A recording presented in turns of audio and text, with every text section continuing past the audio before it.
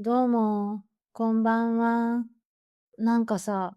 そこ気にしないのって、人との価値観の違いを感じることってない？みんなは今日どんな一日だった？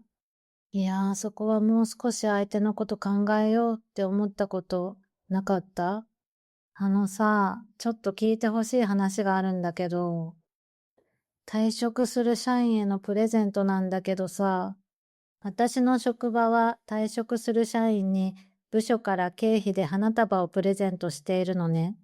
あと、その花束とは別で、部署内で仲良かった社員同士が個人的に賛同を募ってプレゼントを用意することもあるの。去年は退職する社員が一人いて、賛同者8人でプレゼントを用意したのね。賛同する人が多かったから、一人当たり500円くらいの負担で、それなりのプレゼントが買えたの。でも、今年退職した社員のプレゼントは、人事異動の関係で賛同者が少なくなってしまって、今回は3人で1人分のプレゼントを用意することになったんだよね。単純に計算すると、1人当たり500円の負担なら1500円の商品になる。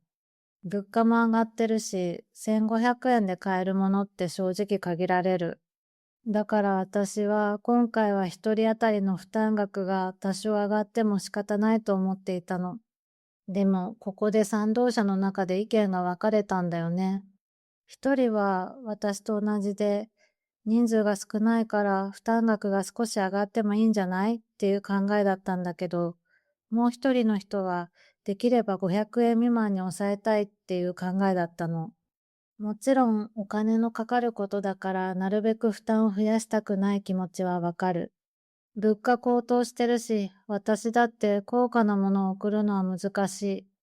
い。でも、もう一人の社員が最初に候補として挙げたものは、中高生の女の子が友達に渡すような商品だったから、私は正直驚いた。その商品自体が悪いわけじゃないよ。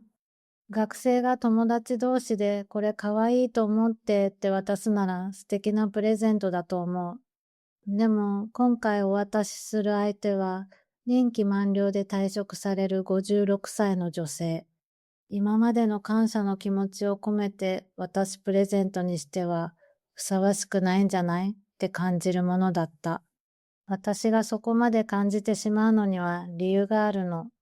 今回退職した社員は、去年退職した社員のプレゼントに賛同していて、どれぐらいの金額でどんなものを用意したかを知っているから、退職するときに、あれ私の時だけ少し寂しいプレゼントかもって感じてしまうかもしれないし、私が退職する立場だったら悲しくなる。もちろん、プレゼントは金額じゃないし、高いものを渡せばいいってことでもないよ。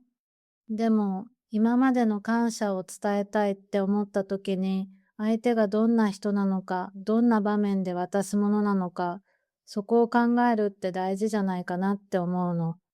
だから私はいくつか他の案を出して、最終的にはハンカチとハンドクリームのセットを渡すことになった。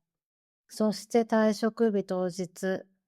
退職する社員は、私たち3人それぞれに可愛い箱に入ったお菓子を用意してくれていたの。それを見たとき、相手が受け取った時の気持ちも考えて、プレゼントを選んでよかったなって思った。今だから言えるけどさ、中高生が渡すような商品を提案されたときは、正直、大人の女性に渡すプレゼントにしてはチープすぎないって思ったよね。ごめんなさい。心の声が思わず出ちゃった。でも、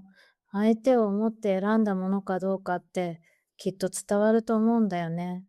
人によって価値観が違うし、なるべく負担がないようにって考えることも大事。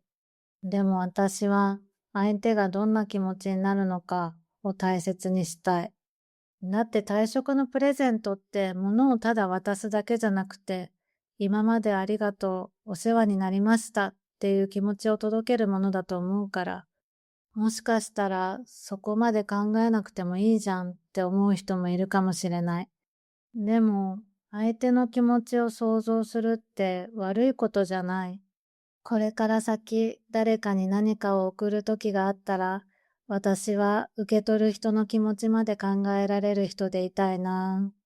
みんなも人によって価値観は違うけど、自分がこれを大切にしたいって思った気持ちは無理に変えなくていいからね。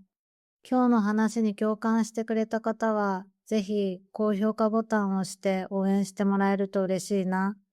じゃあ私はそろそろお気に入りのぬいぐるみとゴロゴロしてから寝ます。それじゃあおやすみなさい。